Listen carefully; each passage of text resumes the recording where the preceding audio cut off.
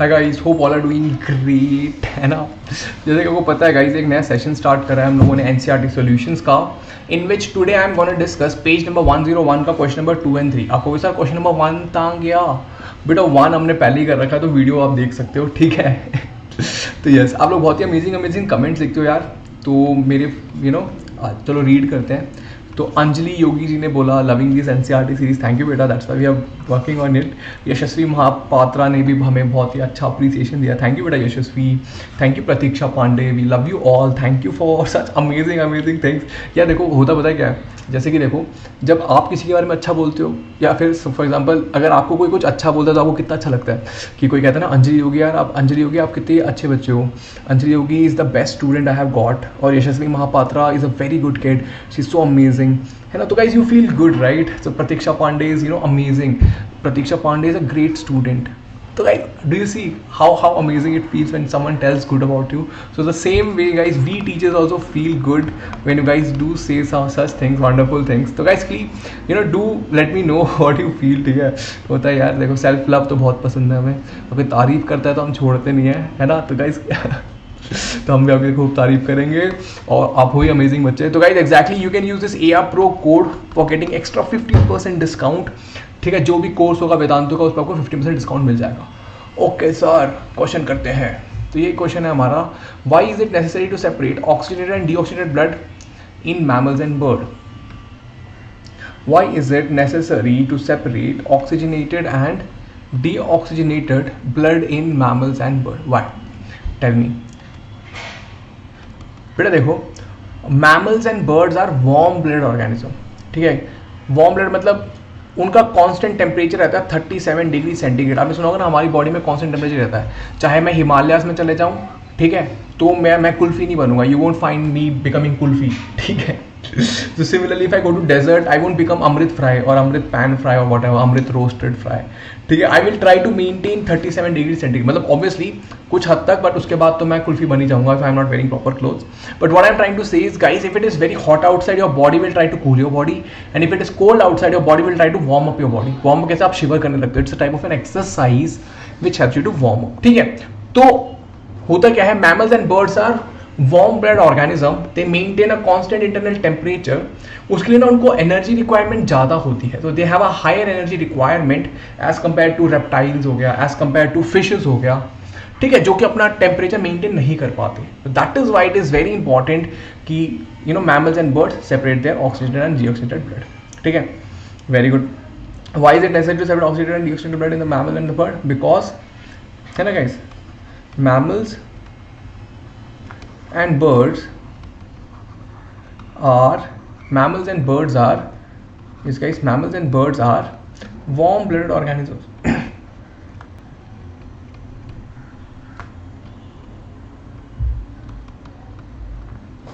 mammals and birds are warm blooded organisms, है ना। they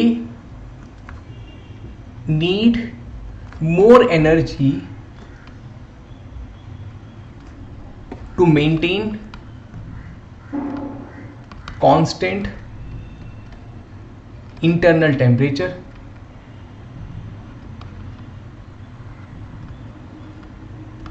hence they need more energy, hence they need more energy to maintain internal temperature, hence the oxygenated and deoxygenated, यहाँ पे लिख देता हूँ ऊपर, hence oxygenated and deoxygenated blood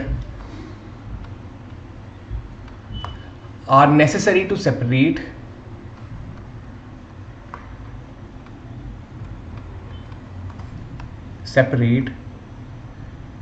for high efficiency,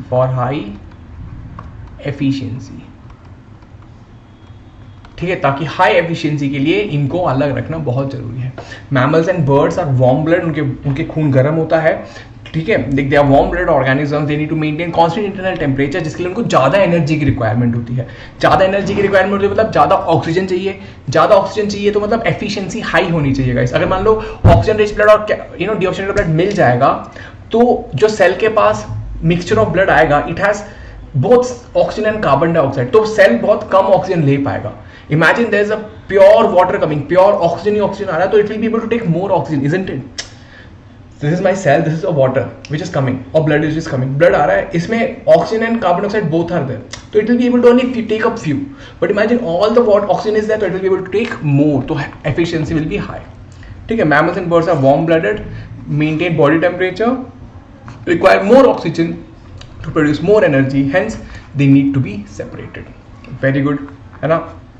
देखो ये हमारा ऑक्सीजन है, ये डीऑक्सीनेटेड है, तो oxygenated blood trying to run away from the deoxygenated blood. ये हमारे, मैंने बताया था ना आपको, एक बहुत ही अमेजिंग बच्चा है हमारे पास जो हमारा कंटेंट बनाता है. यस, तो है ना, ऐसा बनना है. What are the component of the transport system is highly organised in plant. अच्छा, मतलब प्लांट में ट्रांसपोर्ट सिस्टम किस चीज का बना होता है ना बेटा? इन प्लांट्स आप लिख सकते हो, इन प्लांट्स, पॉज करके just try, I will write, है ना. देखो, in plants the transport system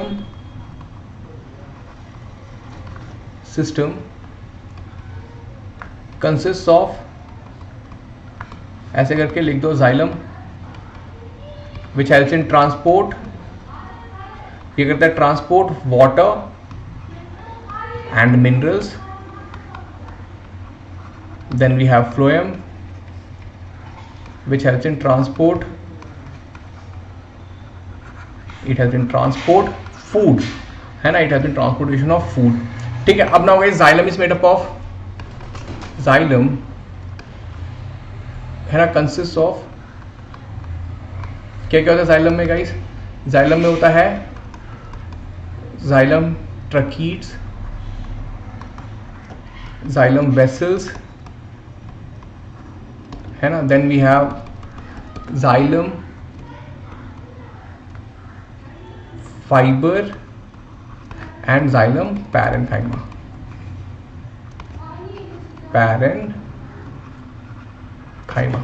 ठीक है, तो xylem consists of 4 things: tracheids, vessels, xylem fiber and xylem parenchyma.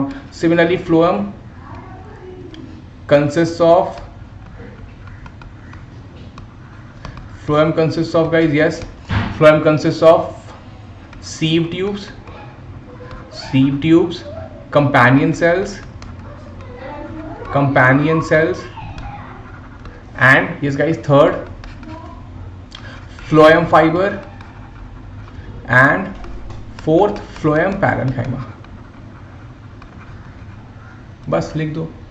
ठीक है, पहले बताओ कि जाइलम और फ्लोएम, तो जाइलम वाटर और मिनरल को ट्रांसपोर्ट करता है, फ्लोएम क्या करता है, फूड को ट्रैवल करता है, और उनके पार्ट्स बता दो.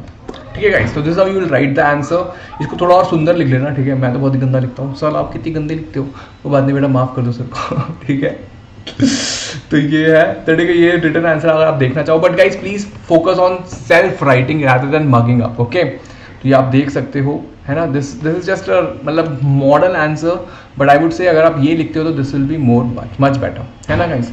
तो ग्रेट जॉब गाइस, हम 110 में क्वेश्चन नंबर 1 कर चुके हैं, 2 and 3 कर चुके हैं. In the next class we will study about question number 4 and 5. I hope you are learning with us guys. अगर आपको सेशन अच्छे लग रहे हैं तो do subscribe to the channel, है ना. Subscribe to this wonderful channel and like the video and guys share it with your friends. Yes guys, and yes, keep smiling. I'll see you in the next session. Bye bye. Have a good day.